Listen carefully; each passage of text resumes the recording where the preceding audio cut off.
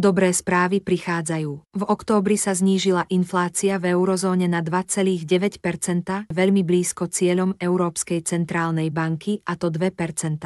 Preto je veľká pravdepodobnosť, že v druhej polovici roka 2024 bude Európska centrálna banka znižovať úrokové sadzby. Zároveň to bude mať aj pozitívny vplyv na úrokové sadzby, ktoré sa tiež môžu začať znižovať. Ďalšou pozitívnou správou je, že sa začal zvyšovať aj index dostupnosti bývania.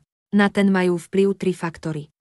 Ceny nehnuteľností, nominálna mzda a dostupnosť hypoték. Ceny nehnuteľnosti klesli, mzdy postupne stúpajú a úrokové sadzby by sa mali začať znižovať od budúceho roka. Stále viac ľudí má možnosť si kúpiť nehnuteľnosť. Má to vplyv aj na pozastavenie poklesu cien nehnuteľností a postupný začiatok rastu. To bude závisieť aj od celkovej ekonomickej situácie Slovenska a tempa zadlžovania sa.